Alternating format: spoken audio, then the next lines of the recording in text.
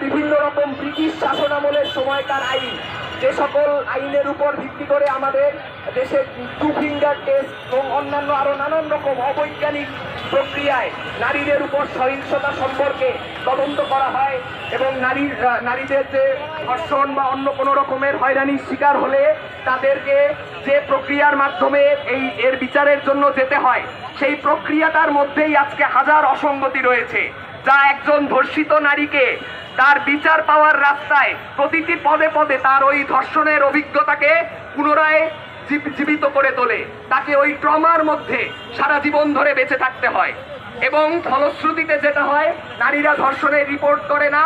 ফলে আমরা পরিসংখ্যানগতভাবে দেখতে পাই, দেখে মনে হয় যে আচ্ছা, ধর্ষণের সংখ্যা তো হয়তো বছরে বছরে কমেছে, কিন্তু আসলে না। সংগ্রামী সুধী, আমাদের দেশ এমন একটা দেশ যেখানে আমরা বিভিন্ন তথ্য উপাত্ত থেকে দেখতে পাই প্রতি 5 জন নারীর 1 জন নারী জীবনে কোনো না কোনোভাবে যৌন হয়রানির শিকার হয়েছে। এরকম একটা 20% নারী একটা দেশের এত বৃহৎ জনগোষ্ঠী নিপীড়নের শিকার। এই ব্যবস্থাকে আমরা পরিবর্তন করতে চাই। তাই আজকে আমাদের এই বিক্ষোভ সমাবেশ থেকে আমরা এই বিষয়ে আলাপ করব। আমরা তুলে ধরবো যে আমাদের দেশের কি কি আইন রয়েছে, যে সকল আইন নারীদের প্রতি এ ধরনের নিপীড়নকে প্রণোদনা দেয় এবং নারীর প্রতি সহিংসতাকে টিকিয়ে রাখে। এই অবস্থায় আমি বক্তব্য প্রদানের জন্য আহ্বান জানাচ্ছি ঢাকা বিশ্ববিদ্যালয়ের সাবেক শিক্ষার্থী আল ফজলে রাব্বিকে।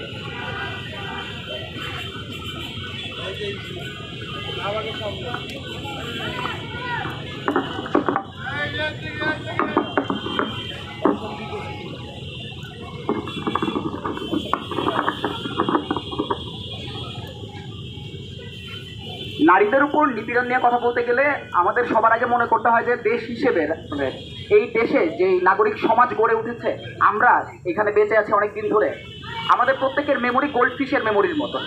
এবং সবচেয়ে বড় ব্যাপার হচ্ছে কি, আমাদের মেমোরি যদি গোল্ড ফিশের মতো মেমোরি না হয়, তাহলে আমাদের পক্ষে আসলে বেঁচে থাকা সম্ভব না। এত দায়, এত গিল্ট, নিজেদের মধ্যে এত অপরাধ বোধ নিয়ে আমাদের পক্ষে বেশি দিন ক্যারি করা সম্ভব না, সামনের দিকে এগোনো সম্ভব না।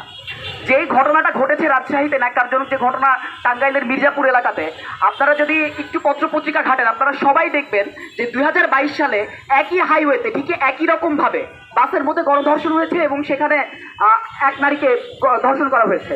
এবং এই ঘটনাটা একদিন 2 দিন ধরে ঘটছে না, বাংলাদেশের যতগুলো হাইওয়ে আছে প্রত্যেকটা হাইওয়েতে এরকম অসংখ্য অনেক পয়েন্ট আছে, যেই পয়েন্টগুলোতে বাসে ডাকাতি হয় এবং বাসে ডাকাতি কিংবা রাস্তাঘাটে ছিনতাই, এই সকল ধরনের অপরাধের সবচাইতে বড় ভিকটিম হচ্ছে গিয়ে নারীরা। কারণ এই অপরাধ যারা করে থাকে, অপরাধকারীরা, তাদের কাছে